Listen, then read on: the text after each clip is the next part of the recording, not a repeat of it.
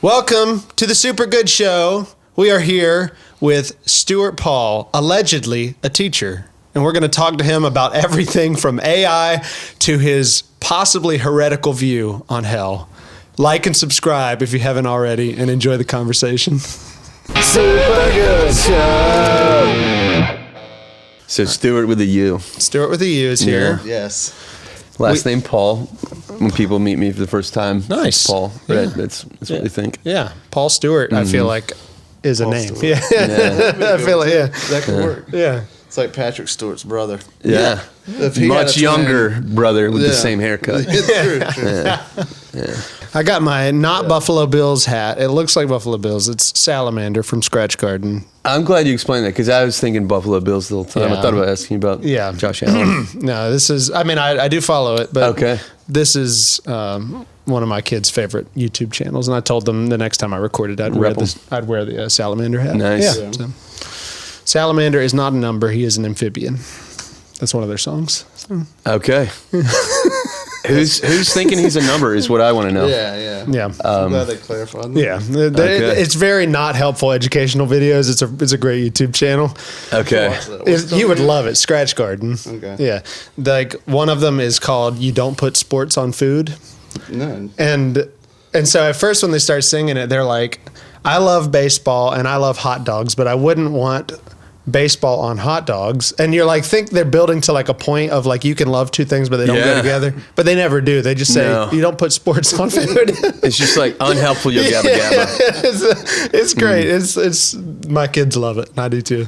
It's good to find things that your kids love that you also love. 100%. Yeah. Yeah. And I feel like a lot of parents like don't understand that they're in control of some of that. You know, like there's some things that come in, but like you do get to like decide for the most part what you put on the TV.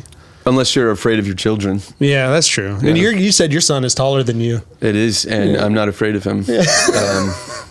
So It's like the spirit of David in you. yeah, he's not like 9'6" or whatever, or 6'9", whatever. But 6'7". we're gonna have to clip that out. Yeah, that killed. We one don't of our want people videos. dying of cringe. Yeah. You're gonna lose the subscriber count to expiring.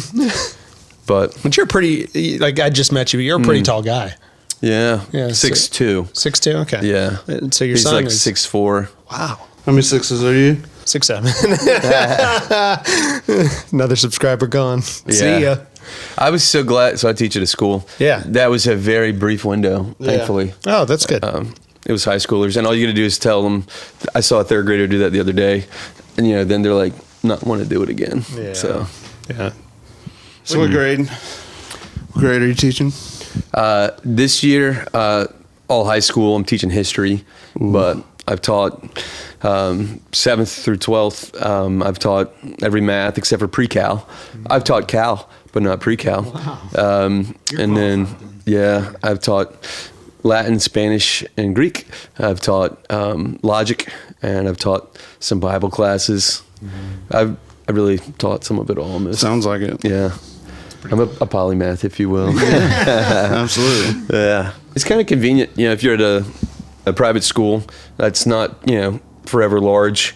You can assign everybody their classes and then have like a 6-man or utility player or whatever. Yeah. So, anyways. What is your favorite thing to teach? If you've taught all those things. Sure. I'm not saying I doubt that you've taught them. Yeah, I realize yeah. that. I said, if you- I'm not going to challenge you. I'm just going to ask some questions and suss some stuff out I'm here. just going to probe a little bit. Yeah. So, depending, like everything has its pros in my opinion. So, math is the easiest to grade and the easiest to prep. That checks so out. that's pretty straightforward. But I will. We tend to have better conversations more often in like a political philosophy class or a New Testament class or something like that. Yeah. So I enjoy them all. Yeah. But I do feel like I could probably do a better job if I was teaching the same thing year after year and had less on my plate. But Yeah. I think they go pretty well.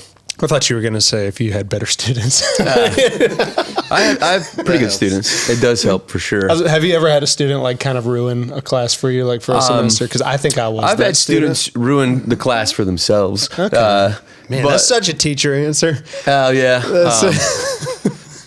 It is. Yeah, that's totally fair. It's a good thing. I mean, usually, in my classes, nobody's like too majorly disruptive or ruins anything. So yeah, I was that kid. I think I made some teachers quit. So you're not. It's not one of those type of Christian schools. No, because we are. That's a good way to put it. There are a few in Beaufort County that are those type of Christian schools. You know? I'd say it's a more relaxed atmosphere, and again, some of it has to do with the teacher in the classroom. One of my favorite coworkers, I would say she runs a tight ship, but the students also know that she loves them. You know, I think it's appropriate and good. I think there are benefits to having different teachers with different styles, because once you get out in the world, right, it's not all one way, and learning how to operate in different environments and that's healthy. And like I say, it is, I guess, organic, right? That's what you'd expect to see. So I've always wanted to know this from a teacher. Is homework just a reason to like keep kids busy and make them miserable? That was how I viewed it. Sure. That's fair. Yeah. That's a good question. There are people who are strong advocates of no homework. Yeah. Yeah, too. Sure. Definitely. And for a couple of years now at my school, we've carved out 2 or 3 study halls a week. Okay. There is an opportunity, right, for them to get some work done without going home. I will say, like for math, for instance, I do think it is helpful for them to get reinforcement. They learn a concept, they practice it in class, they go home and make sure I've got the hang of it. And then, once they've seen 10 or 20 problems, they have a better idea of how well they actually know it. Because you can explain something to somebody, and they're like, yeah, okay, I get this. And then they try to do it themselves, and it's like, wait a minute, I don't understand as well as I thought it did. I from a math perspective, I think it's good. I would also say, like in a literature class, reading the text. It's helpful to read it as a class. Yeah. It is. And, dude, here's the thing. When I've read through texts with a class, we go like glacier level slow, right? Yeah. And they don't need to read the whole book that way. They won't. Like, we could be on it all year, because you just stop 3 words in. Right. So it's good for them to cover some ground on their own, but it's also good for them to saunter and to like pick it up and look, just read it to get it done. Yeah. But appreciate what's there. Yeah. So I like that. Yeah. I like reading it to get it done. Yeah, sure. Well, here's the Big horrible thing. Notes guy. When it comes to teachers' picks, I like reading stuff to learn things. Sure. But that was never like the objective in school. Yeah. At least for me, it was like, do I really need this? Yeah. I want to say it's like 35% or more. Sure, it's a moving target, but the number of people who graduate high school and never read a book ever again. And I do think mandatory book reading like just sucks the fun out of it, I definitely read more after high school. Oh, yeah. And I will say this. So like the Montessori approach is you kind of let the kids decide what they're interested in, and that way they want to read it. Which I say there's like something good to that, but there's also if we took that approach to diet, right? Your kids would make some pretty poor choices, and it's like there are some things that are really good for you to eat. So there's like a balance, right? I wouldn't just celebrate. Oh, all the kids are reading this; it's great. Yeah, but it's trash, right? So.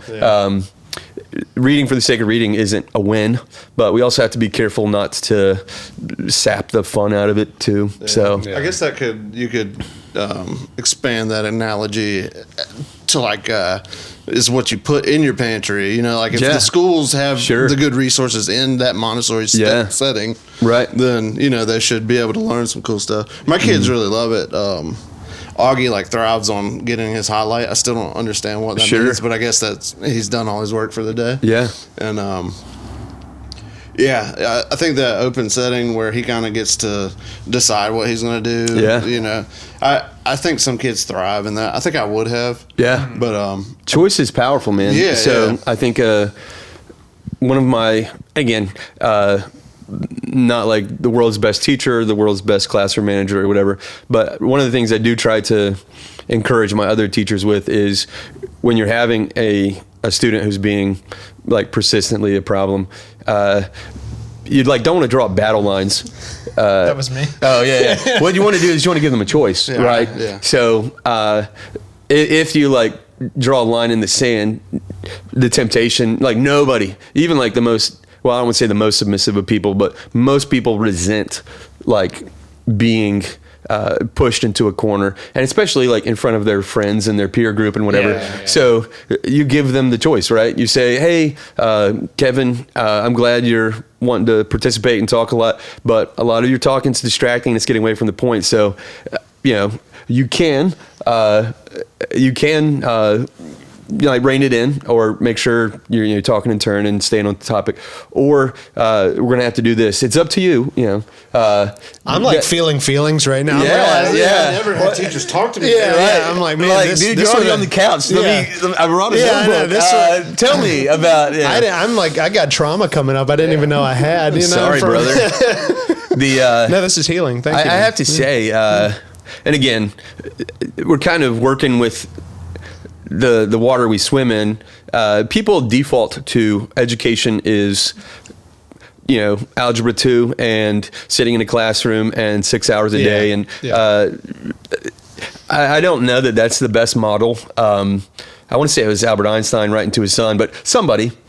You can look him up. Yeah. Google me on this, or fact check it. He basically was writing a letter to his 13 or 14-year-old son, basically arguing he should take carpentry, piano, and like math or something like that. And it was, I think there's room for getting a bunch of young teen guys and give them a hammer, do something productive, make something.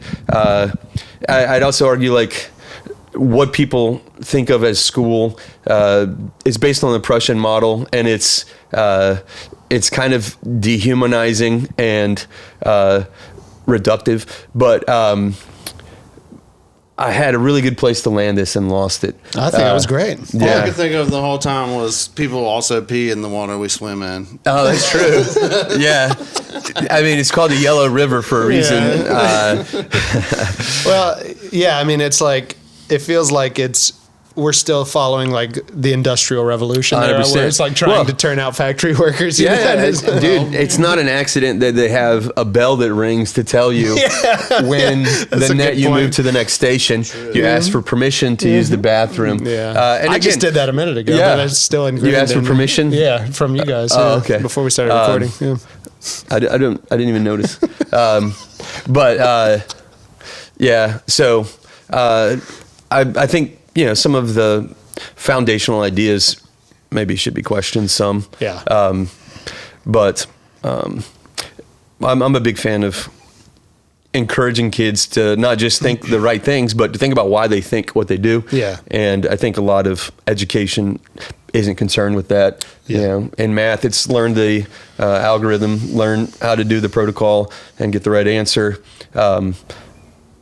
Completely missing the fact that math is amazing and it maps onto our world and it helps us do useful things.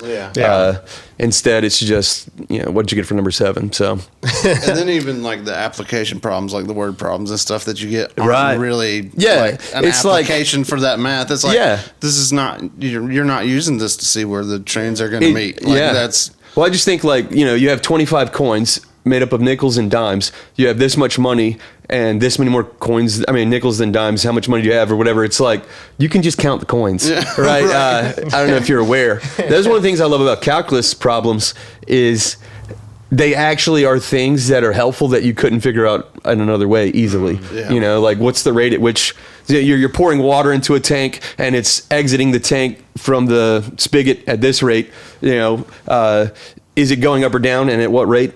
At what time? You can't just like easily measure that otherwise. But calculus is sick, dude. Pretty great. So I wish you had been my teacher. yeah, I mean, it's not too late. Yeah. I mean, I'm listening to any offers you have. For sure. We're in school right now. I'm loving this. Yeah. So I do believe you're a teacher now, just for the record. Okay. So I fully believe you're a teacher. So have you seen AI creep in with with your kids' assignments and stuff? I saw it. I don't want to give anything away. Yeah, that's fine. We talked about me adjuncting for a college. Yeah. I saw it there. Yeah, I bet. And maybe this is probably. Let's see. All right. So I said I was a teacher, and you were skeptical, as you should be. And then I convinced you of the truth. Yeah. Here's another one, and hopefully you can trust me, given the baseline, the track record I've got here. Sure. I love humility. I think it's fun. Yeah. It's liberating. And there are certain areas I think maybe where pride does keep a foothold in my life. And one of them is when people try to cheat and then turn in the work and pass it off as their own. And I'm like, I'm not even upset about the cheating. I'm upset that they thought that they could convince me that they didn't cheat, you know? So it's like, how stupid do you think I am? Yeah. Right. This is, it's not about the cheating. It's about you're insulting me. Yeah. Right. And I usually don't get insulted very easily, but that's one of the things. So I'm actually, I qualify it, but I encourage my kids to use AI in their process, but not to completely outsource the work to the AI, Right. but instead to use it to think better, right? Yeah. AI is a tool. So, for instance, if somebody, going back to carpentry, right, this 13-year-old kid, if he's using a drill instead of a screwdriver, he's still doing the work. Yeah. It's probably good at some point for him to use a screwdriver and get comfortable and familiar with that. Right. But, if he's got 100 screws, it's like we created a drill for a reason. Yeah. So I think it's not about using tools. It's about not wanting to skip the purpose of the assignment. I want them to think instead of let the AI think for them. But the AI can say, you can say, this is what I was thinking. Help me figure out weaknesses in my argument, right? Or, what are some questions I haven't asked yet? Those sorts of things I think are appropriate uses. I use AI myself, and I think kids who don't are handicapping themselves. But if you're going to like cartography school and you're learning surveying, let's say, you don't need to get the GPS on the first day of class. Right. You need to learn how the whole thing works, and then learn how to use it the right way. Yeah. So I actually delivered pizzas one summer, and it was after GPS was a thing. But I just remember thinking, this would be, especially the first few weeks or so, this would be hectic and crazy trying to deliver pizza without GPS. Yeah. But anyways, like I say, I think there's a place for it. Yeah. That's cool. Thank God for our digital cartographers that we have now. Yeah, for real. Yeah. I saw a cartoon one time, and it was a kid raising his hand in an algebra class. He was like, "Teacher, when are we ever going to use this in our lives?" And the teacher's like, "The smart kids might. You won't have to worry about it." So I don't know if you guys are aware of this. I think it's Plato's Academy, supposedly. But supposedly there was a sign on the way into the academy that said, they're philosophizing, right? But it was like, if you don't know geometry, then don't bother coming in. Like, what are you talking about? We're doing philosophy. Math is a completely different department, but it's not. So they're both areas in which your brain reasons, makes arguments, thinks things through. Sometimes there's, the spark of the creative or whatever. And although some people would disagree if they struggle with geometry, the thing about geometry is it's simple and concrete and straightforward. Even if you have trouble with it, like, you can prove things definitively. Yeah. Whereas in philosophy, it gets a lot fuzzier. Yeah. But if you can't do the clear, straightforward stuff, without too much problems, you're hitting above your weight limit when you start to weigh in on philosophy. Yeah. So that makes sense. Because I feel like, we're all Christians here, and I feel like our approach to philosophy would be a lot more concrete than, say, an atheist. And For so sure. it would be a lot more geometric in that we believe there is an absolute. Sure. And so it's like, Well, that is a cool like fundamental reality. Yeah. We believe in an orderly creation that reflects the mind of God. Yeah. And we believe we have good reason to suspect that we can learn things about our world and that they will be consistent. Yeah, And makes sense. The thing is, I think there's a lot of riding of coattails that goes on. And a lot of people don't recognize it. There are a lot of people who have very strong moral feelings that I would say are the fruit of Western civilization. Yeah. And they just take them for granted. But then they want to cut out the tree from underneath. Yeah. So kick the ladder. yeah, but a lot of scientists early on in the Enlightenment, in the age of modern science, were Christians who believed it was completely feasible that they could discover God's thoughts after him, that they'd be orderly, that they can observe things and come up with laws even that are consistent. Yeah. I think of those two things as going hand in hand instead of opposition. Yeah. But, I don't know if you've ever heard of John Lennox. He's at Oxford. oh yeah, but love that guy. He's in the Beatles, right? Yeah, that's Yeah, exactly. Yeah. He was. Yeah, Rip, once upon a R.I.P. time. Rip in pieces. But that was basically what he said. He was like, one of the things that convinced him of God's existence was he was like, that math actually works. Yeah. When you apply like math to nature, Yeah. you start to see lots of patterns in nature too, like the repeating fractals and things that are everywhere. Dude, And my favorite, teaching algebra 2, I was talking about quadratic equations, right? Like you can literally take a ball, you can throw it into the air and film it. You can stop it and timestamp it and whatever. You've got your X value, which is time that's elapsed. You've got your Y value, which is the height of the ball.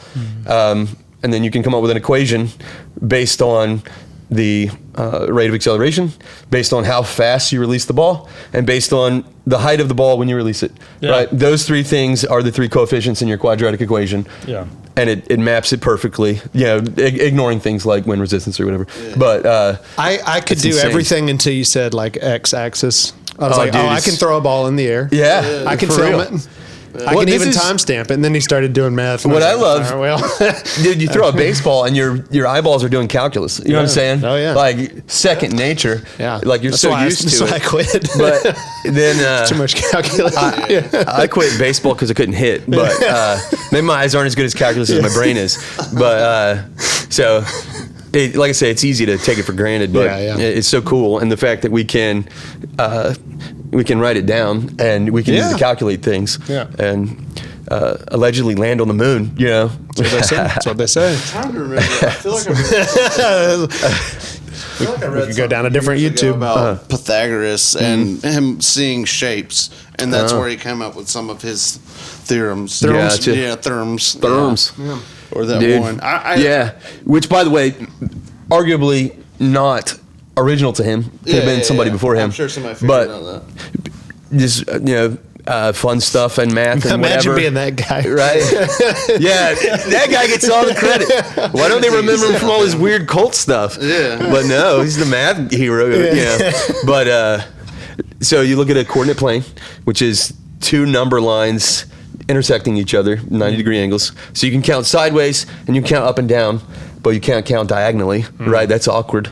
But anytime you have 2 points that are diagonally separated, you can make a right triangle with a horizontal line and a vertical line, and then you can use Pythagorean theorem to find the diagonal distance. It's such a beautiful thing. Yeah. And like so much stuff is built on that. But Except our roads, we ignore it with roads. We just go around stuff. oh yeah, And it just seems like we ignore it. dude. The way the crow flies, or whatever, Unless you go out west, right? Then it's like grid paper, dude. I'm sure. It's pretty amazing. But I hate. And again, I understand there's a place for it, but I feel like every time civil engineers or whoever are looking at traffic, they're like, how can we make this more inconvenient for the driver? We need to slow these guys down. And it's like, you know why the roads were made in the first place, right? Like to expedite traffic. And I mean, I guess there's a place for, pedestrians or whatever, but I don't like big cities. And I think road is king.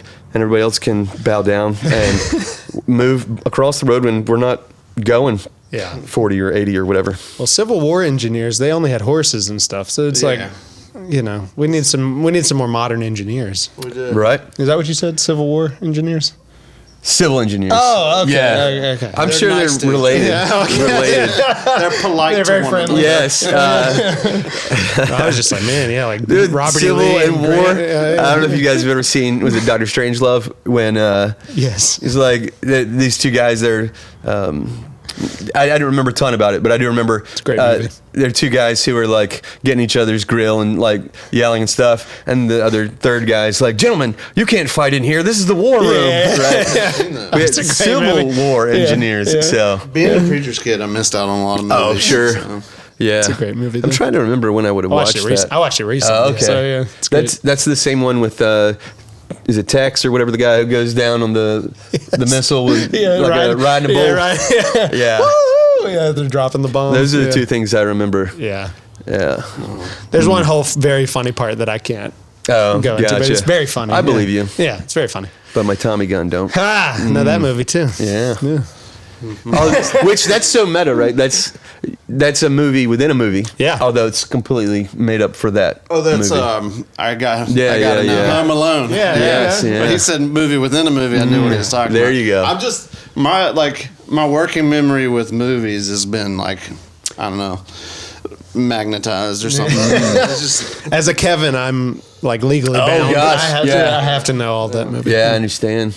I saw a reel the other day, and it was a lady who she walks out to the lobby and she calls people in the waiting room, and she's like, you know, everything I think when I'm calling people's names, and then she walks out and she's like, Jeff, and she's like, my name's Jeff. And then Kevin, it's Catherine Hare, R.I.P. Oh, man. Screaming Kevin on the plane, and all the other Classic. the classic names that have their references. That reminds me of. Have you ever watched Impractical Jokers? That seems like a show you would like because I only know it from memes. I only know it from memes. But It's great. it's made my life better because of that. yes, it's right down my that's what I would have done. You know. Yeah. I was thinking they have the one prank where like they sit them behind the reception desk and like slip them like the fake names and they have to call out like until they like. Yeah, Like the Simpsons names. Yeah. Like Bart pranking the those Moe's things. Tavern. Mike Crouch. Yeah. Ja Crispy was one. Yeah. That's the bad one. That's Yeah, true. you gotta be It's careful true. with But it's hilarious. Like, one of them in particular, he just can't get through like the first two names. He's cracking up. I love it. I remember in one of the English classes I was in, the teacher like wanted us to use fake names when we did I don't know, cover letters or whatever they were, sure. business things, and I did something like that and made him so mad, and like he used to like me before that. Wow. And then, Oh, because was it inappropriate then? yeah, it was. Oh, okay. Because it made everybody laugh. Sure. It was kind of joking on him the way he said it out loud. I don't remember what it was. Oh, man. But it made him look bad, and he didn't like that. And then I was like, oh, I thought he would think that was funny. Yeah. He did not. Yeah, that's. I lost a few points there. I hate it when you do that. That was the 'cause- only B I got in college at that point. I was like, I'm done with college.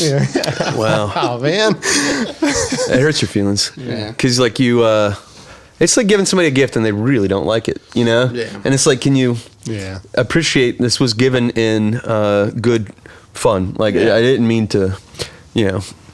Yeah, that's perception's a thing, you know.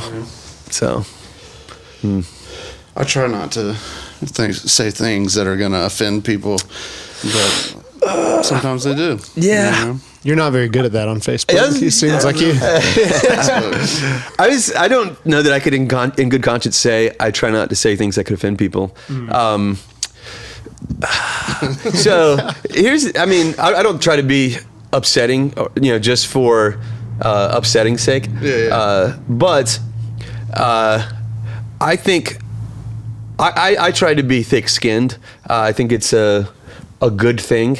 Especially in the winter. And Yeah. right.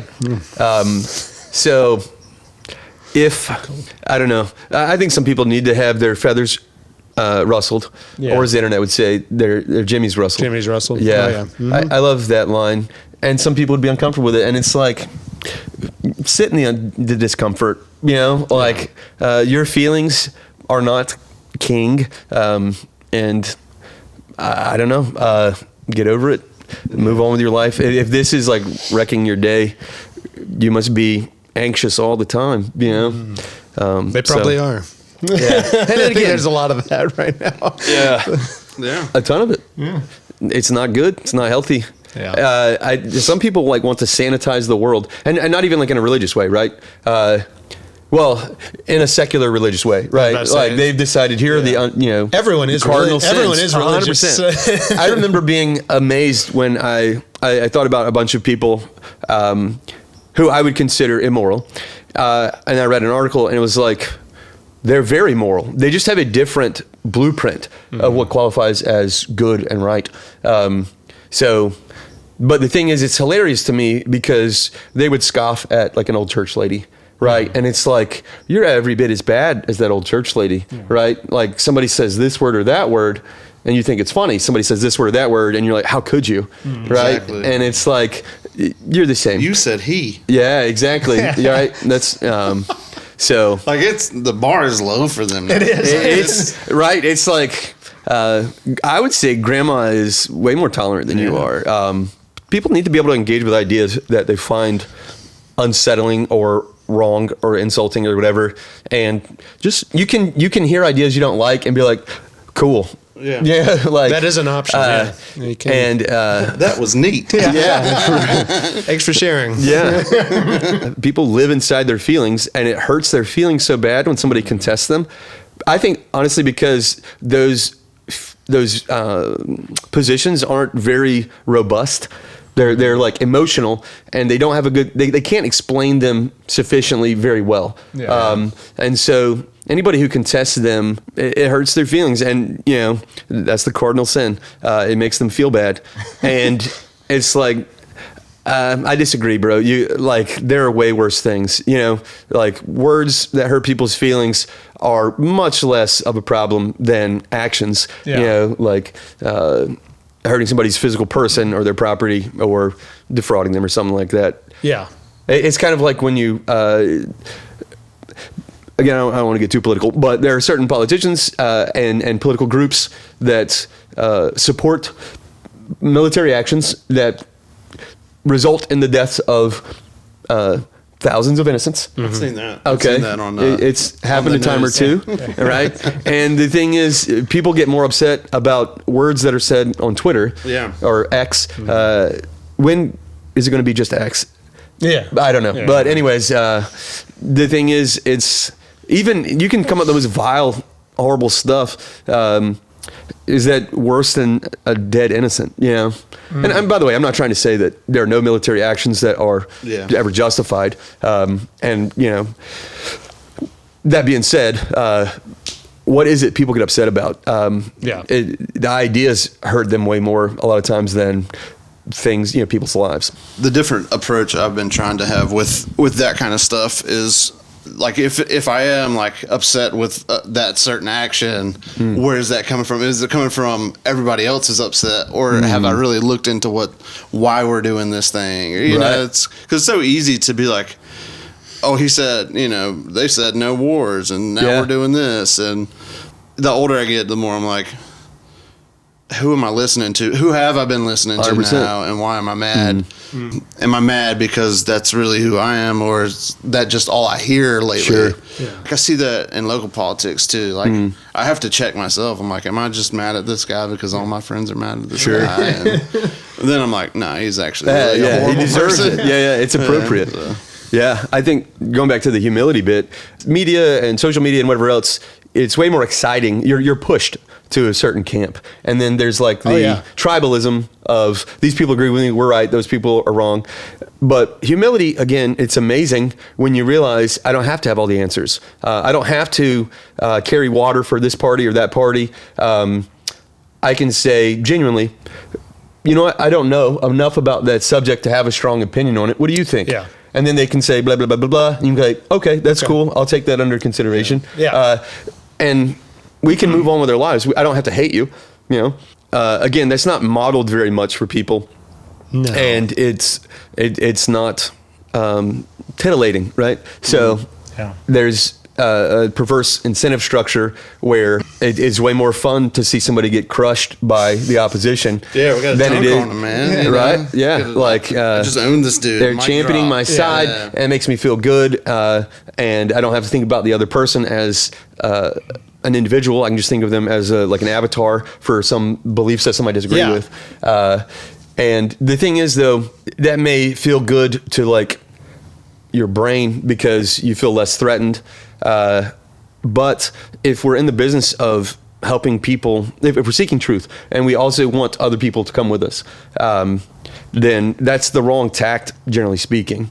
I do, for the record, I will say, I do think there's a place for ridicule and scoffing bogus ideas, because I think, again, it's easy to sit here and talk about Plato and dialectic and seeking truth and reason.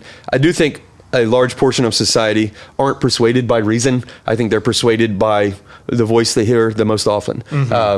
And they choose beliefs that they believe are safe and that will get them the least amount of pushback. So they just accept whatever the zeitgeist says because, well, I mean, obviously everybody believes that. You'd be crazy not to, even if they don't have good reasons. Everybody can't be wrong. Exactly, right? Their reason is, I want to be accepted or not get any static or pushback. So those people, I think, can be persuaded by memes that ridicule certain positions or jokes or laughter. And I think it's a delicate balance. You want to be loving and godly, but I think of Elijah at Mount Carmel, like he wasn't very polite about it, right? He was mocking and ridiculing the false prophets. He was basically like, oh, is Baal taking a dump right now? 100%. Yeah, 100%. Cry louder. I don't think he hears you. Was it Nelson on the Simpsons? Is that who I'm thinking of? Yeah. So there's power in that, man. Yeah, 100%. Right. So he could have just said nothing, right? And then it's his turn, and then he could at the end say, well, obviously, just logically speaking, our God answered by fire. Your God didn't, so our God is superior. Any questions? But I think it hit a lot harder because it hit them in the gut. It wasn't just an intellectual assent or an idea out there. It was visceral. And it got in their head. The prophets were trying as hard as they could. They left nothing on the table. They did everything they could, and they still didn't get it. So it didn't achieve what they're going for. I think that's godly ridicule, sarcasm with it. God uses sarcasm. Job, surely you were there at the beginning. You know what I'm talking about, right? Yeah, you were there. Gird up your loins. I'm going to talk to you like a man. So I think there's a place for that. I like sarcasm. It's you could use it to just justify your own actions. But like I say, I think there's a place for that. I think there's a place for loving people. I kind of think that we're like a conflict averse society, even though it looks from the outside looking in like there's more fighting than ever.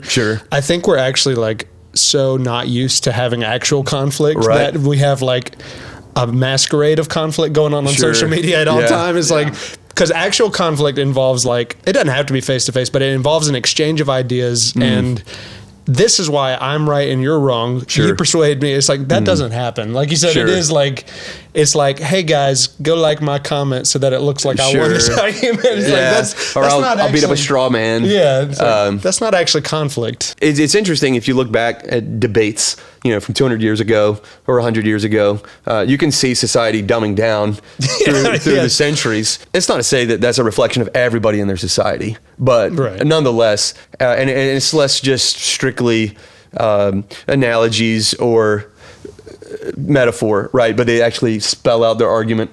I think there's a place for that, and I think a lot of people aren't equipped to receive that, which is a shame, because you can't just be like, here, I'm speaking truth and it's good. You have to contextualize it and recognize I'm going to be speaking over a lot of people's heads, so I have to adjust that. I think of that in churches. I saw that with a lot of the local politics stuff I was posting about. It's like, I knew that people weren't understanding. Like I think somebody had told me that our county is like 60% of the county reads at a 6th grade level or below. So it's like, if I'm trying to explain why this is bad to somebody, they're not even going to know, because it's like some pretty shady stuff going on. And it's just like I had to pick and choose my battles because if I put this out there, they're just going to think I'm slinging mud, you know? And like, no, I'm actually making a good point here. Yep. You just don't understand it. Yeah. Right. So all right, I'm pointing out somebody's dirty. You know what I'm saying? Like, that's not slinging mud. That's like, hey, look, there's mud on that guy, and I didn't put it there. That mud was there. It's so obnoxious that the only question isn't what is true. The question is, it's like a marketing thing. Like, how can we get people to jump on board? Like, if I think about a political movement, you cannot just, especially if you're thinking like a populist angle. For instance, should corporations, and I'll leave that vaguely defined because it's advantageous for me to do so, should they be able to buy properties for rent, right? Okay.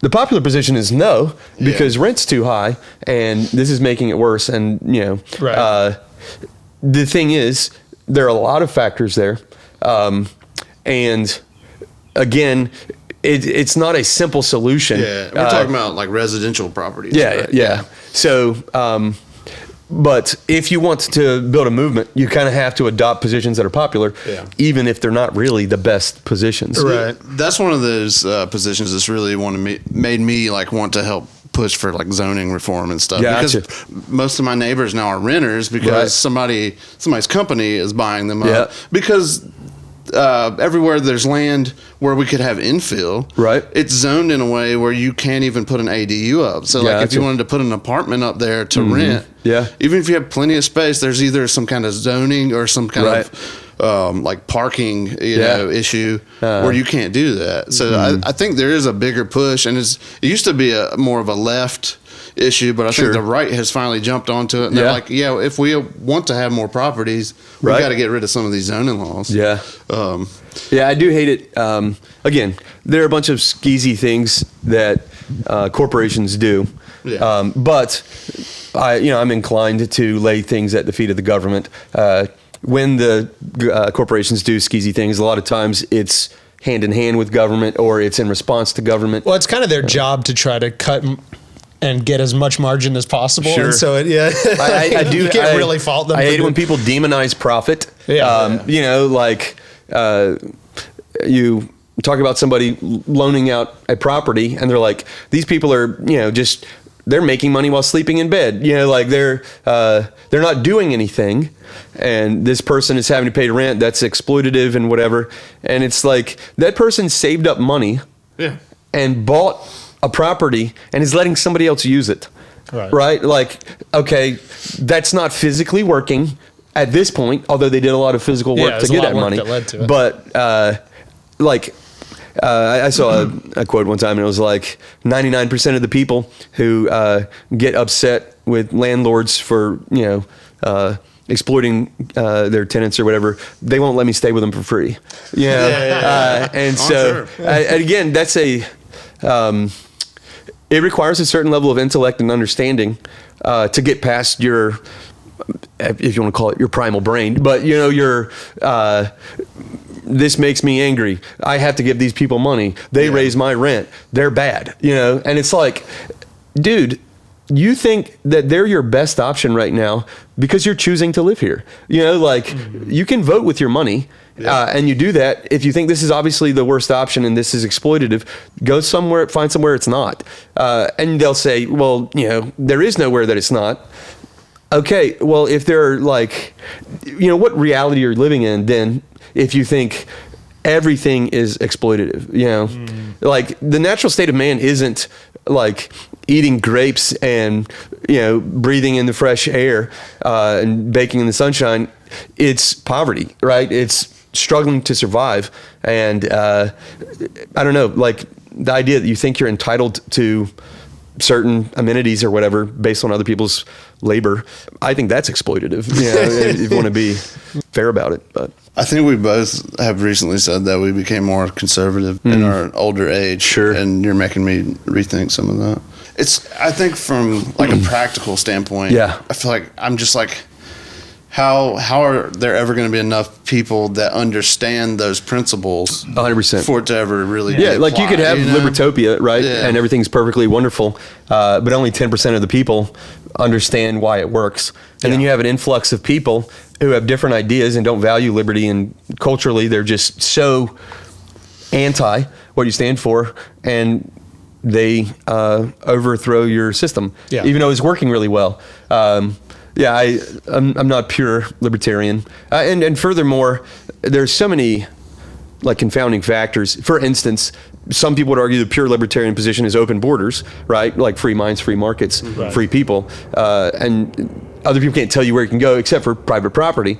That sounds great, but that's not the world we live in. And we live in a welfare state, so if somebody does move into my country and starts getting welfare, they're stealing from me, right? Remotely, indirectly, but en masse, that affects me.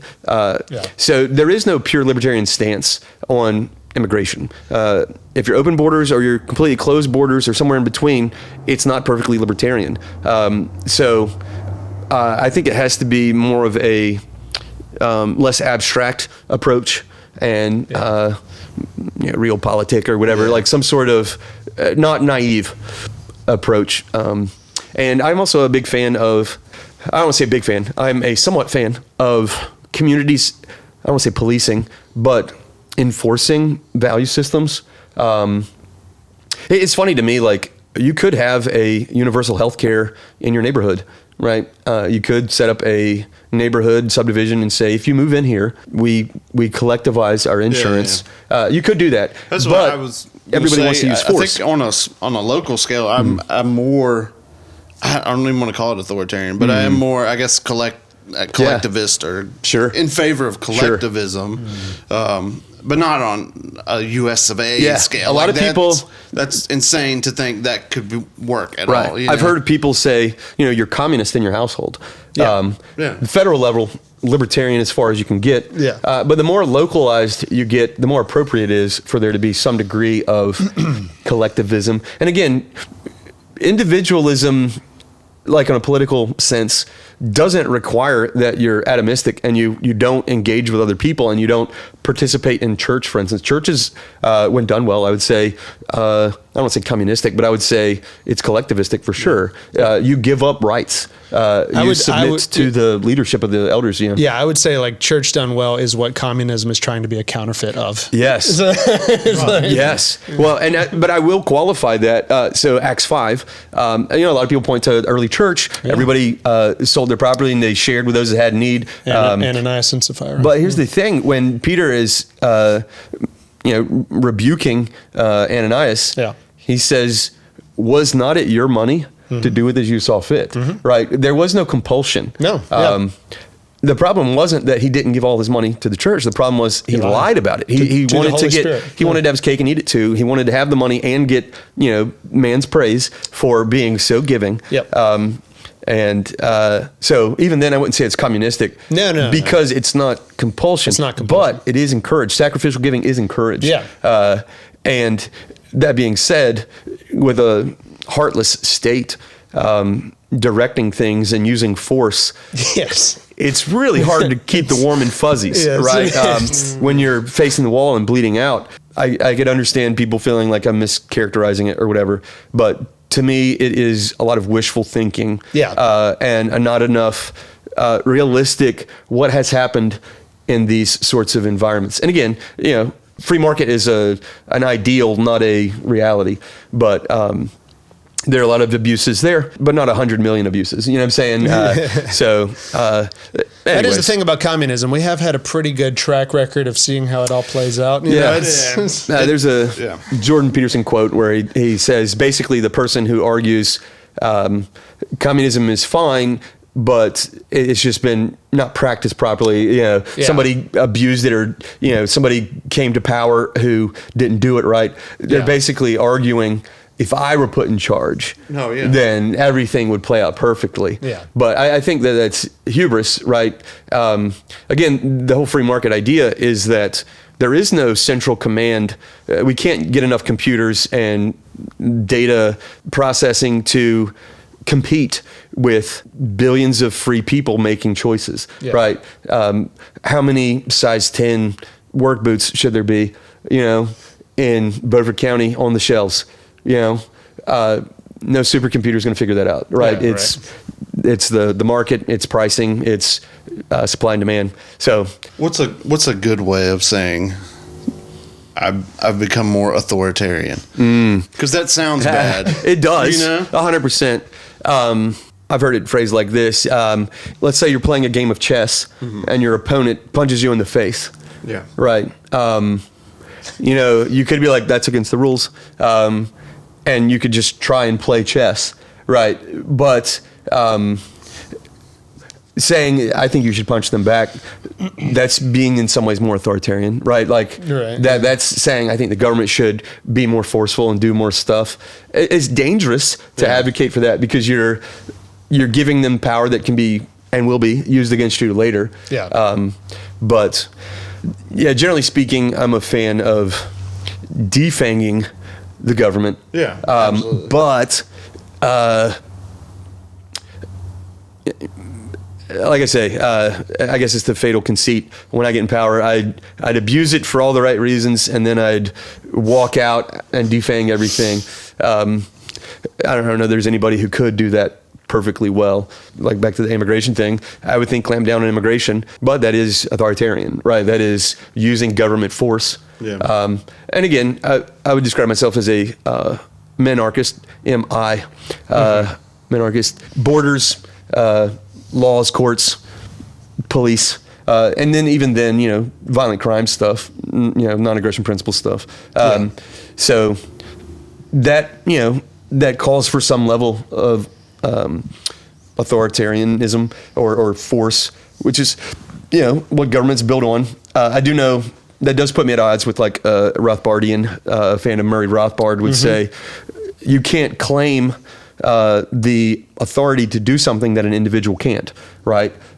So if the courts want to kidnap somebody and put them in jail for 20 years, which I think prison is a weird punishment anyway, but nonetheless, if they want to do that, if a private citizen did that, it's kidnapping, but the state does it's okay. No, you can't have a collective of people come together and claim the right to kidnap people and call it imprisonment. I think that's bogus. I get what they're saying. I would say parents can kidnap, right? Because it's proper, right? They have a proper authority over their children. That's not to say that that they can abuse them or go crazy or whatever. This is where I would say community steps in, arguably better than Department of Social Services. No offense. I think they do some good work, and I think they do some bad work. Nonetheless, Romans 13 and some Christian anarchists would be like, well, you're reading it wrong. I think there's a place for government authority.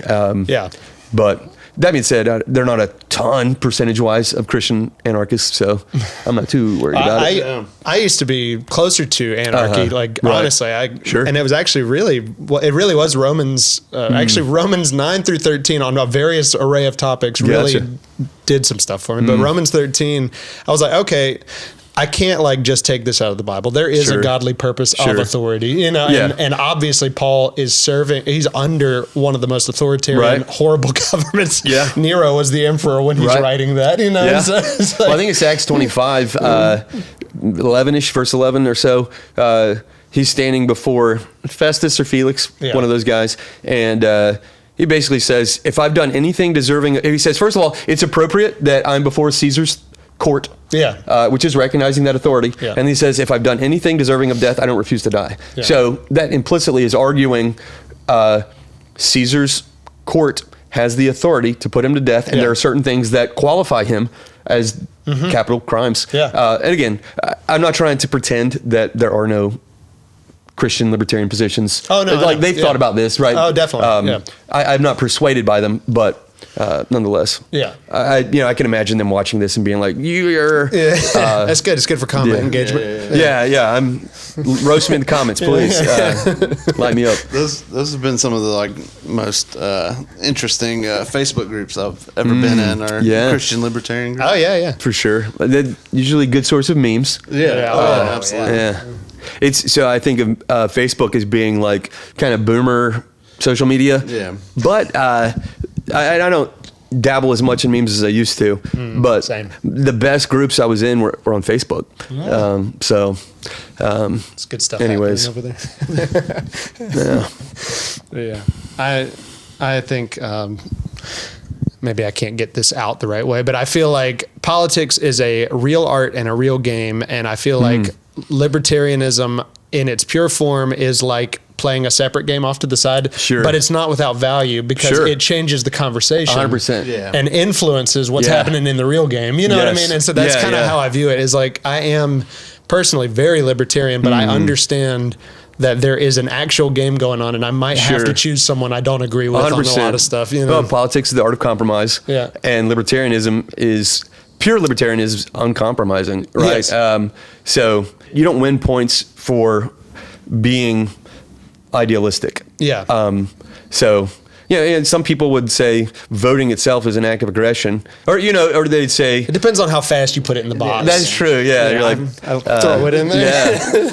But if we have two different slave masters to choose from, and one of them whips me once a week and the other one whips me 6 times a week, I'm voting for the lesser of two evils. Yes. And I'm not going to, they'd be like, "You're still authorizing your whooping," and I'd be like, "Okay, I'd rather authorize it and receive it, 1/6 as much." So I'll say this much: I tend to be very gracious when it comes to, I guess I would say Christians. How should we approach politics? But more broadly, other people. I'm not easily upset by even people I disagree with. But as a believer, when I'm talking to a fellow believer, I'm hard pressed to be dogmatic about politics. Yeah. I think it's always like there's this implicit threat when somebody's like, "I'm going to vote to raise your taxes," right? That's you're stealing from me, right? That's what you want to do. You want the government to use its force to take my money, to redistribute it, and you benefit from that. I consider that kind of vile. Yeah. But you're one person and one vote, and that doesn't really matter a lot. Your attitude en masse does, but in aggregate, you're just one person though. So I'm not going to let it ruffle my feathers too much. Or your jimmies. Yeah, it's not going to rustle my jimmies. Yeah. Rip Harambe. You had a Twitter account. I did. That was like Jimmy Rustler. Yeah. Very good. Yeah. And it was the gorilla. I love it was that. the gorilla meme. Was it Annie Ann's snacks or something? Some kind of crackers or something. Mine I can't remember. The gilded trigger. That's what it was. Oh, dude.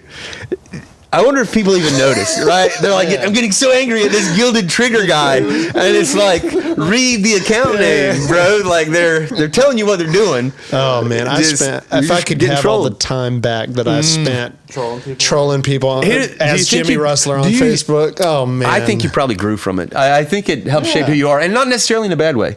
No, yeah, I definitely matured. Yeah, definitely. Right. I think again, I'm not trying to like redeem everything or like sanctify it or make it okay. Yeah. But if we're thinking in our efficiency mindset, it's like time wasted.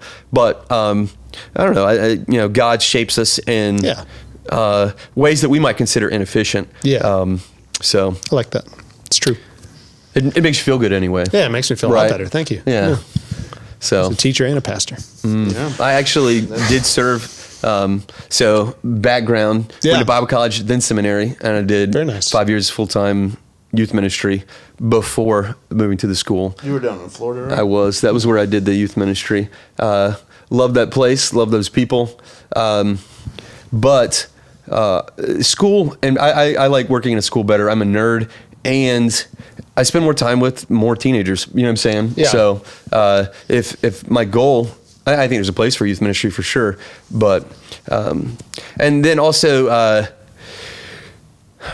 I never was more convinced, and I mean this in the most loving way possible. I think those men I work with and women I work with were good people. Yeah. But just from a different generation, a different mindset about the purpose of church and the way things should be. I never felt more like I was in the wrong place than after a weekly staff meeting. So I'm still like not fully satisfied in church service. Yeah.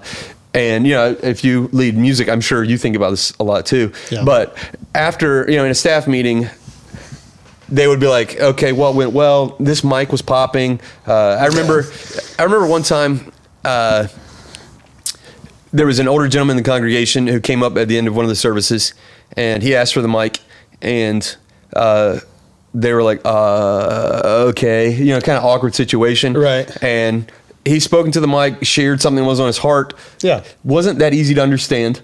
You can imagine the staff was like, how can we prevent this? Mm-hmm. Because just imagine you're like a new person, you haven't been there much, and you see this, and it's like, this is weird, this isn't polished, this isn't planned, okay? And they were worried that could turn somebody off. And it pained me to no end, because I was sitting there thinking, how is it that this guy wanting to share with his church body something that's on his heart is seen as an inconvenience? Yeah. Like, God forbid we bear one another's burdens, I'm that person. I'm that person that's like, we need to stop this.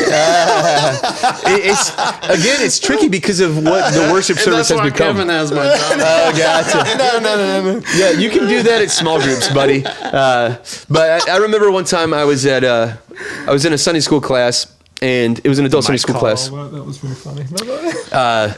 Yeah, shots fired, I guess. I hope you're not catching strays over there. It's funny. Nah, I'm but not offended by that. it felt like they thought a polished service was the best way to serve God. Mm-hmm. And it was how we attract people into the church.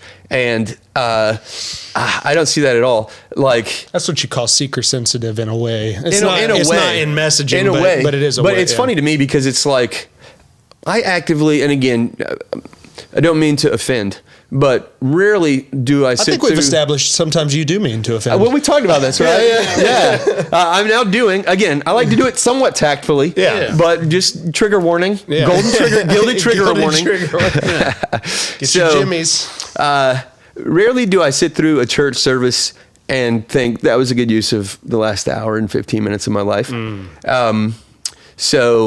We could use some more interruptions. Yeah, 100%, dude. Actually, that might make it a little bit more fun. Yeah. To me, it just, I don't like for church to feel like a production.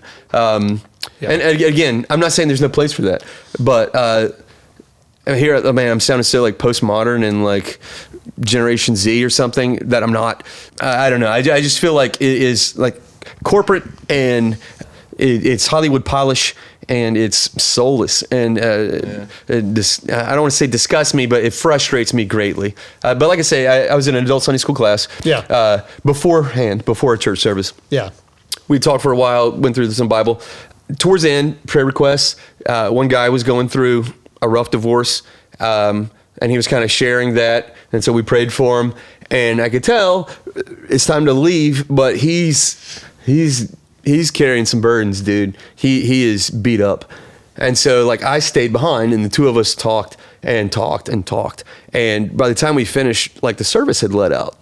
And he said, dude, I'm sorry I made you miss church. And I was like, dude, this was church, right? You know what I'm saying? Like, it's weird. Like, I just, again, just kind of like we were talking about school, you have this idea of what school is because of what you know to be school and what everybody accepts as school. But education and learning didn't look like that for most of human history. No. And likewise, church, like, what is it that we see in Scripture? Yeah. The New Testament doing, right? Like we do see singing, right? Mm-hmm. Jesus sang a psalm with the apostles before they go to the Mount of Olives. Mm-hmm. And we're encouraged to encourage one another with songs, hymns, and spiritual songs. Mm-hmm. There's a place for that, right? That's appropriate. But a lot of the one another passages can't happen in a room where we're all facing a stage. There's so much associated with, I want people to be genuine, right? Like I get that. You can, crack on me for it, and somewhat rightfully deserved. No. But, man, like, people can literally sit in a church service and nobody know their name. I remember sitting, so, I worked at a church. It was in Florida, and so there were a lot of old people there, go figure. Snowbirds and retirement people and whatever. And again, many great people. Yeah. But I remember one time I there was a funeral. They were doing a funeral service in the sanctuary while I'm at work anyway. I'm like, I'm going to be polite and pay my respects and sit in there. I see this slideshow. I hear family talk about this person, and I'm like, oh gosh, it hit me in the gut. I went to church with this person for several years, and I just met them. You know what I'm saying? Like, I didn't know who they were. And that's a shame. I remember one time, again, youth minister, that was my lane.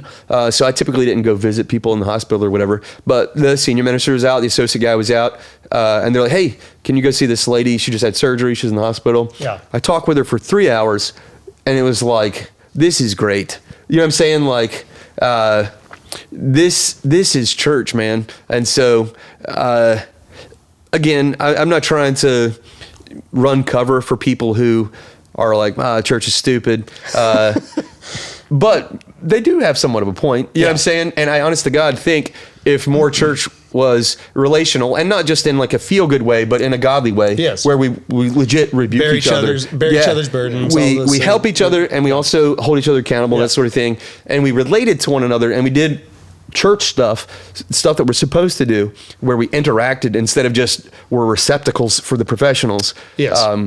I think people would have a much harder time taking shots at it, right? They'd be like, man, even if they think that Christianity's bogus and there is no God, they'd still say, that's a pretty cool support system. Yeah. You know, like that's impressive. Yeah. And I'm not hating, you know? Yeah. No, I mean, as far as where I'm coming from, I am with you 100%. Like I'm thankful we don't have, like we've not had any staff meetings where like, this went well, this didn't go well. It's always like, it was like, what was the Lord doing? Who was, you know, and stuff like that. And so, and there's still stuff that happens, but it's like you said, and it's appropriate to talk about, right? It's appropriate to address. But I love. Y'all got rid of that critical guy. No. But I was like, I love. You know, Paul calls all through the letters. It's clearly a call to equal participation in the body. Mm-hmm. Now there are things about what can be done in order and what can be done in all of that. But that doesn't excuse us from saying, "Oh, this is an equal participation thing." You know, and so and like I'll. Yeah, I mean, I'm cutting you off, am I? Oh, go ahead. Okay, they gathered together and Paul spoke to them until midnight, right? Guy fell out a window. Yeah. Eutychus, right? Eutychus too. Take a little nap. Yeah. That's how I always remember his name because the mnemonic is Eutychus too. Yeah, if he fell out the window. That's funny. But so, I mean, there's a place for, I don't want to say passive, but spectating, observation. Yeah. Was it, and again, some of it's cultural, right? You go to a quote unquote black church, and that's audience participation, right? Like sure. There is feedback, and again, I don't think that's right or wrong. I think it's cultural, and so I think it can look different in different ways. Yeah. Maybe when Paul is preaching, people are raising their hands or whatever you do in first century ancient Near East to indicate, hey, I'd like to say something. Mm-hmm. But or maybe you just ask for the mic at the end of the service after Paul he's done. But so there is a place for instruction. I don't want to just come across as like a deconstructionist or somebody who's. I know what you're saying. Yeah, and I feel like we also think of it as like one weekly gathering, but it was life done with the church. And then there was also times like when they were still in Jerusalem, they got together at the temple and it was the reading of the scripture. So there is a time of, we're all gathered together. We're here to hear the word of God. We're here to worship together. That is also, there's precedent for that through Old and New Testament. Mm-hmm. But then are we making time and room for the participation? For sure. And that's why I'm building a commune. Nice. Yeah, and we're inviting lots of single ladies. I'm just kidding. Nice. We were talking about cults earlier, maybe off camera. That was in my mind. So, like Ephesians 4, I think it's 11, when it's commonly quoted, as the fivefold, and people, argue about that. But the point of it is all of the gifts given to the church is not to be the guy on the stage. It actually says is given for the equipping of the saints for every, and so they can grow to maturity, and reach maturity, and to 100%. The fullness of Christ, who is the head. And so 100%. It's like that's got to be the end goal of not ignoring the fact that there are people called to specific things to it, sure. but what is the point? It is to equip people to grow into that. Yeah, and again, I like hierarchy, right? Again, to me, democracy, no offense, a little bit of a dirty word in my mind. It's effectively might makes right, which we have a problem with in many cases. Right. You're right. Oh, thanks. Yeah, correct. Let's get that again. No, full force. I appreciate he was agreeing with me, everybody. To me, in my mind, a proper New Testament Christian church, the elders are obviously underneath Jesus, right? Christ is the head of the church, right? But the local congregation is under the headship of the elders. And I hate votes. I hate congregational votes. Yeah. If you want to do it as like a vote of confidence, that's fair. A good board of elders or body of elders, they're going to receive input from the congregation, but they're not beholden to them. I think of a family going out to eat. If there are 3 kids in the back and 2 parents up front, it's not like, oh, great, Chuck E. Cheese again, right? That's democracy. It's right and good, right? No, I would say the father. Some people would be the parents, but whatever. I would say ultimately, I think these 2 dads agree with you. Okay, so complementarians. Speaking of geometry, anyways, but I'd say the dad decides. But if he's a good dad, he's aware of his kids' desires. He's aware of his wife's desires. He receives input, but I'd say in that structure, authority is good and appropriate. Yeah. And when it's done well, it's a great system. Maybe that's where the growth towards authoritarianism starts. Getting married and then having kids. Yeah, you're like, I'm kind of enjoying this. Sure. But actually, like, not in the marriage, but like what he was talking about in the church, like that actually kind of will, like, seeing it laid out and like actually thinking about what would church be like if if it was just chaos. For sure. And it's like there's a reason why God didn't set it up that way. Yeah, 100%. And the votes. So growing up in a church that did the votes. Same. Yes. Oh, same. my goodness. I've grew up and been to since then. I know of it, but I've never been a part of it. Right. Yeah. It's just, and like I could always tell, like, when my dad was like, just because even if it's like 5 or 6 votes against you, sure. Oh yeah. It's like, who are those 5 or 6 people who haven't come to me to address whatever issue they have with me? Oh, you're talking about voting for, like, because they would vote. Yeah, they would vote every year whether he gets to stay or not, and and they would vote on elders and things like that too. And I think I just had this discussion with Thomas, and like he was just saying how thankful he is the twin. Thomas. Thomas. Yeah. Didymus. All right. Yeah, Didymus. Which one? Here's a Bible joke. Oh, no. Sorry. Thomas at Journey Church. Gotcha. Hamilton. Yeah, Hamilton. I know Thomas Hamilton.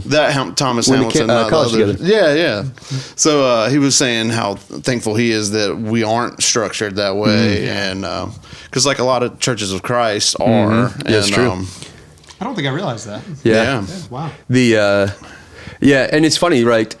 The reasons why they vote against them, are they biblical or are they superficial? Are they petty? You know what I'm saying? And it's like, you're telling me, it's like, 5% of people or whatever think chocolate milk comes from brown cows. And it's like, these people vote and their vote's on par with mine. So it doesn't matter how uninformed they are. It's American democracy, right? And it's like, that's a bad idea. You want qualified people. Again, I understand people being uneasy with rule by the elites, because in our society, the elites aren't very elite, right? Yeah. But the founding fathers, like those people were a cut above, right? And again, even then they were mortal, right? But I think well-qualified elders, that's the way to go. I like church talks. It's a non-conventional church talk. Yeah. Well, this is, and again, maybe this is something that I don't want to publicize, but I was just going to talk one of my more controversial doctrinal positions. Okay. We want to get spicy. I like that. Where did you go to school, or what seminary? Sure. I went to Mid-Atlantic Christian University for Bible college. Yeah. It was Roanoke Bible College at the time. Yeah. My band played there. So did you graduate from RBC? I did. It was RBC at the time. I graduated in 2006, and I think 07 or 09, somewhere in there. Yeah. It was when I was in seminary is when they switched to MacU. Yeah. And then I went to Cincinnati Bible Seminary, which is part of Cincinnati Christian University, which is now defunct. Okay. Yeah. But it wasn't when you went there. It was open. It was funked. Okay, at fully the time. funked. Yeah, yeah. I guess that's functional, maybe. I love etymology, so I wonder if that means not functional, not working. But nonetheless, I had a good time there. Yeah. So I too have a restoration background. Man, I feel like, again, it's not bad. It's within the bounds of historic Christendom. Yeah. But I'm just gonna rustle some jimmies. So, Well, go I'll ahead. just preface this by saying I probably have positions that neither of y'all have. And Okay. so it's and you know what? It's okay. It's okay. Yeah. There's the camera over Yeah, there. yeah. I just looked at that red cup and Unless you're about to like deny the Trinity. And Oh, just yeah, get us yeah. in, you know, just, you mean the unity? I'm just kidding. All right.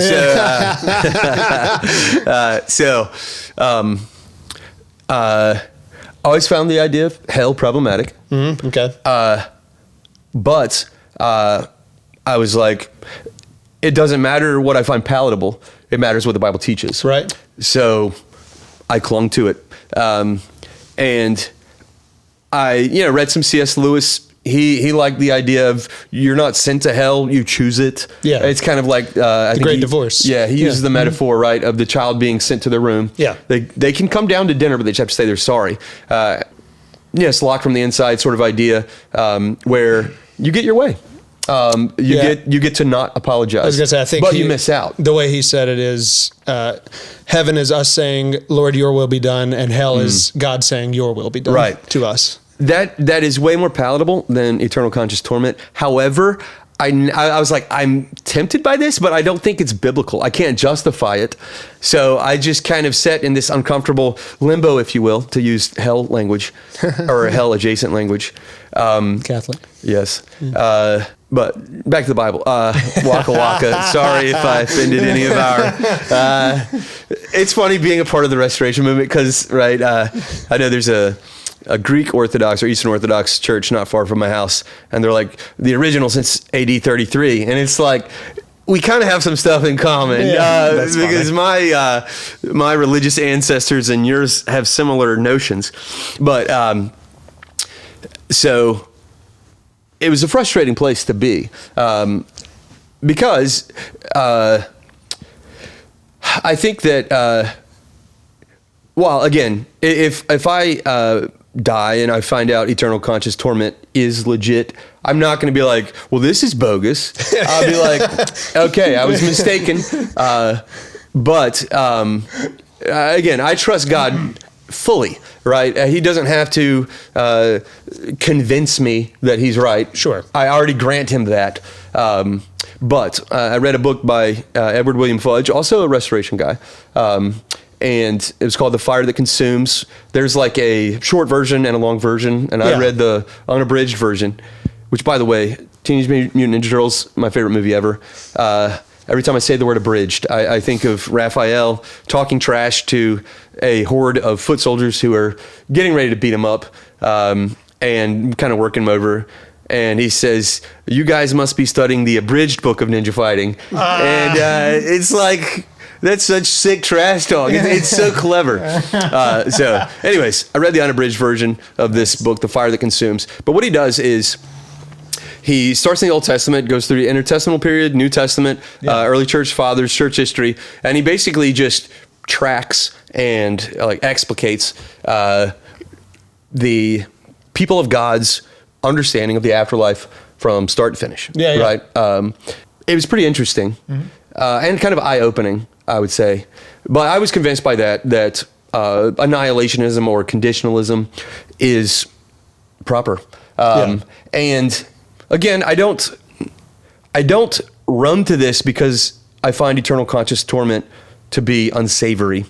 I have a hard time finding it to be just. And there's a passage, I think it's in Luke 12, give or take, around there, where he talks about a master, an owner, whatever, a wealthy guy. He has servants, slaves, whatever you want to call them. And he says, he tells one of them, like the head guy, I'm going on a trip in my favorite rocket ship. And the point is, I'll be back at some point. Don't act a fool, right? You don't need to be getting drunk and beating the other slaves. Do your work. Yeah. Okay. Run the joint while I'm gone. And he leaves. That guy does all the things he told him not to. There's another slave who didn't hear the message, right? And he didn't do the best of jobs, but he didn't do the worst of jobs. When the guy comes back, the guy who should have known better, who was, explicitly instructed and all this other stuff, he done goofed, and he receives many lashes. But the other guy receives fewer lashes. Yeah. All right. And to me, this expresses the idea of proportionate punishment. Yeah. And again, that tracks with the Old Testament. Eye for an eye, tooth for a tooth is not a barbaric system. It's a wonderful system, right? It's proportionate punishment. Like, you do a horrible thing, you get a horrible crime. You do a mild thing, you get a mild crime. If somebody steals a pack of gum and you cut off their arm, that's unjust. They're punished, but it's unjust, right? It doesn't fit, okay? So, again, maybe eternal conscious torment is a thing, but even then, if it is, I would say varying degrees, and it's proportionate. And some people will say, well, you sin against an infinite God, so your punishment should be infinite. But that flattens, the worst of the worst with the least bad of the worst. And some people would retreat to, all sins are equal before God. And I would say, no, they're not, right? What's the punishment in the Old Testament for murder? Right. It's a capital crime. There are like 12 of them. That's obviously worse than things that aren't capital crimes, okay? And furthermore, there is the question of, how much revelation have they, how much light, what are they aware of? Yeah. We're all in the same boat. We're all factor. sinners. We all stand condemned, but our consciences will bear witness. They'll testify against us when we've done wrong and for us when we've done right. And so I believe that hell is real. I believe it's final. It's eternal. All these things. Yeah. But you're not Rob Belling it. I am not. Okay. I am not. 100% not. I disagree with him adamantly. So that being said, I do think that You're Kirk Cameroning. yes. And it's funny. I got there before Kirk, I think, before at least the kerfuffle that came up. That was a mess, man. But it was funny because I do follow some groups, and some people were like just trying to rake him, and it's like all of these things you're saying aren't true, right? You're like and again, I take seriously the things they're saying, right? Because I think there's false testimony going on, right? I think that there is uncharitable conversation. Again, getting back to humility and stuff, it's like, why are you so threatened, right? Even if he is, let's grant for sake of argument that he's wrong, why are you assuming the worst motives? Why are you, somebody who teaches something that's not true is not the same thing as a false teacher. A false Correct. teacher teaches things that are not true, but not everybody teaches things that are untrue is a false teacher. Correct. And I think we have to be careful there. And it's kind of like we were talking earlier with the partisanship and the tribalism. I try to be more gracious towards people and recognize they can read the same Bible I do.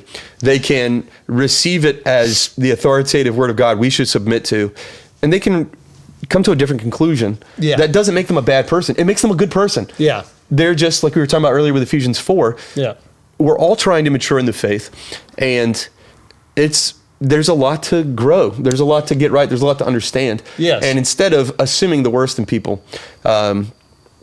So that, yeah, but that's my thing. I'm a conditionalist. I don't think that man is immortal, right? I think eternal life is the gift of the redeemed. Yeah. The second death, I would say, is a death. Yeah. It's not like you have eternal life in hell, right? Yeah, Jesus defines what eternal life is believing in him. Right. Exactly. So there is verse for that. But like I say, I would say it is final. It's proportionate. You're punished the appropriate amount.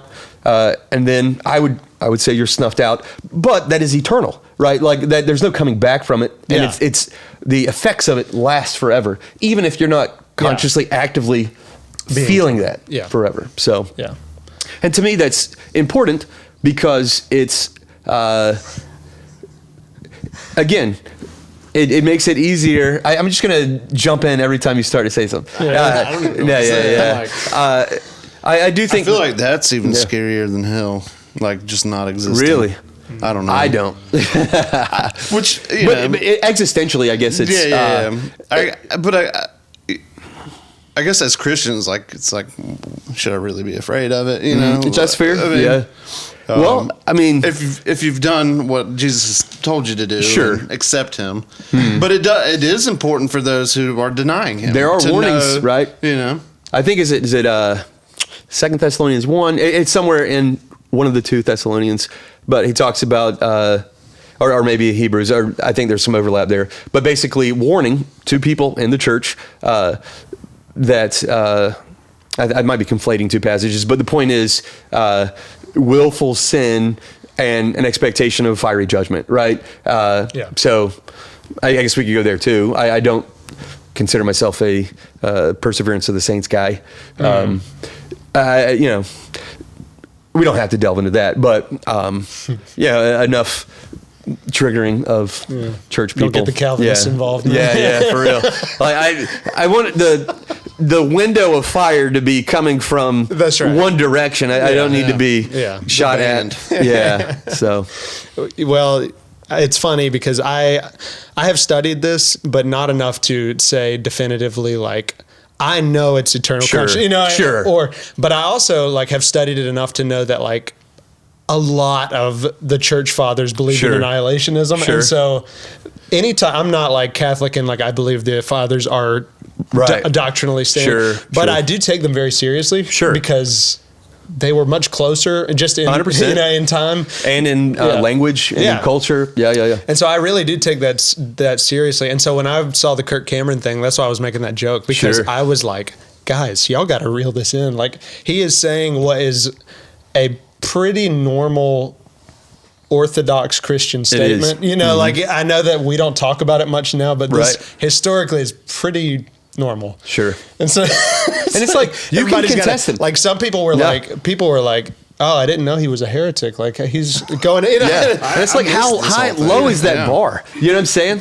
Like he believes in the bodily resurrection of Jesus Christ, and he's not even denying hell. Yeah, 100%. It's like every verse you quote from the Bible about hell, he's like, amen. Yeah. You know, like this isn't a question of believing the Bible. So I feel like he's probably just one of those guys people have been waiting for him to say something controversial. Gotcha. Well, like I like Wes Huff. I found him like everyone else did after Joe Rogan. You know? Yeah. But like he made a video. He was like, "Hey guys, chill out." You know, like he's like, "I'm not an annihilationist, but this is totally normal." You know? Yeah.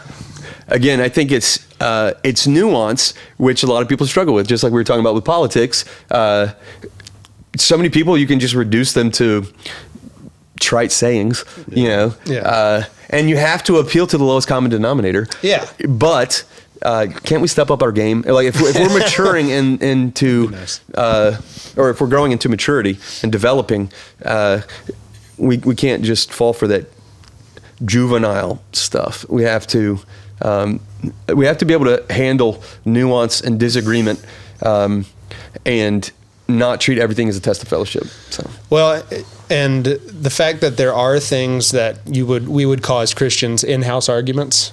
They're not things that like put you outside of the house, you know, and people are treating this like that. It's like, no, this is an in-house discussion. 100%. You know, it's like predestination versus free 100%. Will. I was going to mention the same thing. In-house discussion. You know, it's like, great because it's like, again, I'm not saying that doesn't matter, and I have a position on it and whatever. You were determined. But who's to say? See what I did there? But I will add this. That's okay. So, should we evangelize? The Calvinists and Arians are going to both say yes. Yes. Yeah. Should we, again, like, should we live godly lives and try to root out sin and do good works? Yeah, everybody's in agreement. Okay. Yeah. Why are we fighting again? Yeah. No, again, there are implications, right? Yeah. It does, in some ways, say things about the character of God, just like I would say eternal conscious torment or annihilationism or whatever. So it does matter. Yeah. But it's not like God is waiting on us to decide so he can choose how to act. Yeah. Both of those things sound equally metal. So I'm I'm down for either one. Whatever he wants to do, like I'm cool with it. Yeah. Well, and it's almost like to me it's kind of a moot point. It's like a philosophical abstraction, but in reality, and again, Calvinists may disagree with me on this. In reality, we act as if we have free choice, right? Yes. And again, plenty of people would say it's determined, or I guess some Calvinists would say you do have free choice, but it's got to be bad, or if it's good, it's because God's allowing it, or something akin to that. So, but nonetheless, in my mind, it's how we envision or understand God, and nobody's going to have like a perfect overlap with me. And if they did, they'd probably not have a perfect overlap with reality.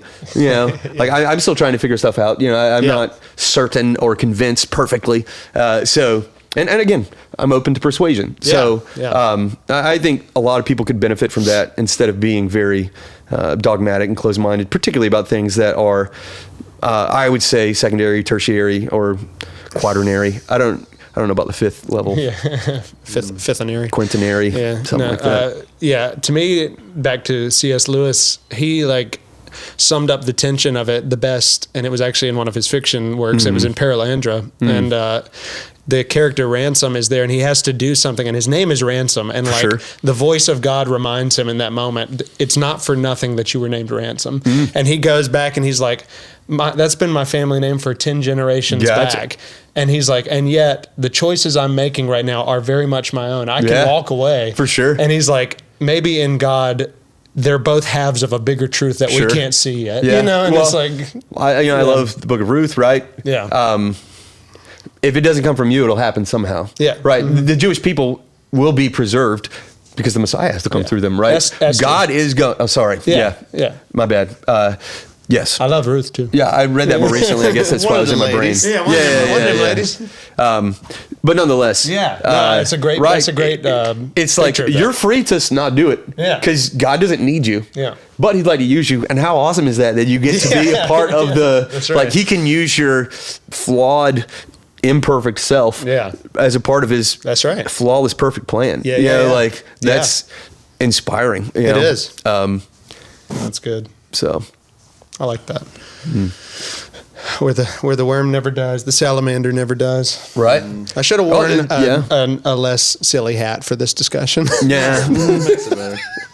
Everybody loves the buffalo salamanders. I feel like I'm just gonna have to go and look up a bunch of words when I get done with this. He's a smart guy. Yeah, dude. Yeah, he's a very smart guy. I'm not a word guy, so it's like, where are we at here? Yeah. I'm a concept guy, like word or application. I say word. Guy. I wasn't trying to make you feel bad. He's not a word guy. He says concept. I only say word. I think it has to be in front of me to I'm like, what's going on here? Right on. So not enough caffeine today. Yeah.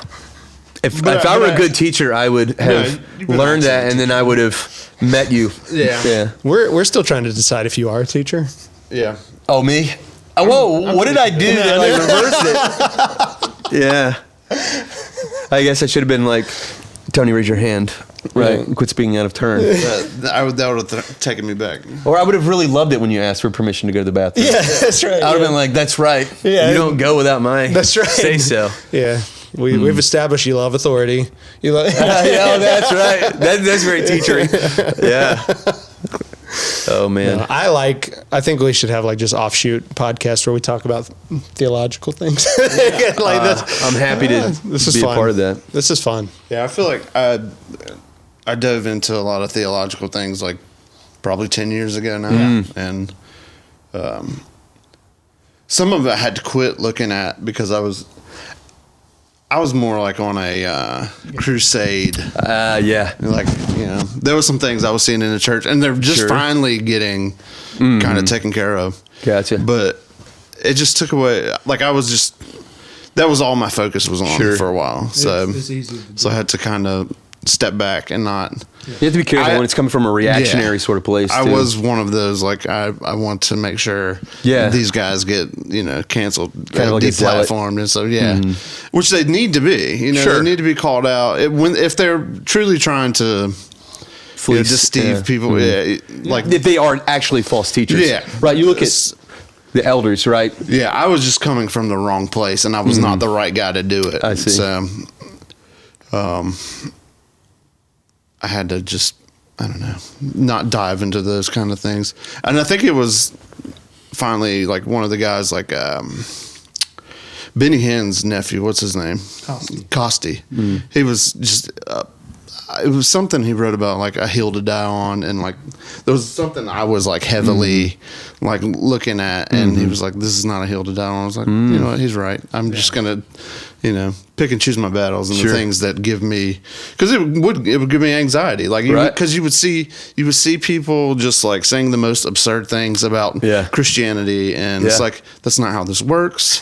That's not how any of this works. And but you would see people in the comments like, amen, yes, and it's just so disheartening to see, like, because most of these people are like older and have just been deceived like their whole life, 100%. And it goes back to the whole like with the politics where these people are not likely to ever grasp it. 100%. And I started calling these people locked in people during the political season, and they have a face, like they have a look to them, like, you're not going to change that mind. That person is locked in. Yeah. And you just can't let them 100%. You can't let them steal your peace. Like you can see it in their eyes. You're like, I'm not getting through this person. Yeah. I think it's a part of maturing is recognizing there are people. This is cool. That's cool. Oh, I'm going to put them under there too then. But just if you grew up, especially like in an insular environment where most of the people around you agree with you, it's very uncomfortable when you start to realize that's not how it works. There are a lot of people who disagree with me, but that's okay. Yeah. It's not ideal. It's not good. It's not just like everybody believe what you want. It doesn't matter. But it is to say, I guess some of it is it's because the internet, or even TV before the internet or the radio, it shrinks the world. You get made way more aware of a lot more positions, and it can be overwhelming, right? If you're you don't know that many people, and so you just get inundated with stuff. But just recognizing that is the way things are. I cannot fix it all. But what I can do is, in my sphere of influence, I can be responsible. I can be open to reason myself, and I can make an impact. Right? I cannot make it so that all the voices in the comments section are completely straightened out. But that's okay. And it's almost like it's helpful to remember God is not overwhelmed, right? I'm overwhelmed. I'm one person, but God is not. So it's not Jim Carrey typing emails. Yeah, 100%. Like, yeah. Get them all. So your movie knowledge is coming back in. Yeah, some of it, there just we go. Jim Carrey stuff. Yeah. Right on. So.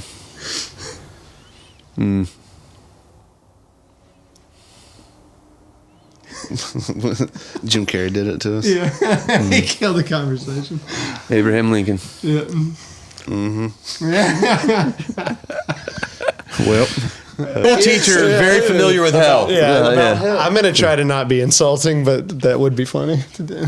You gotta have the clickbait title. I know. Nothing wrong with that. All right, and we'll try something.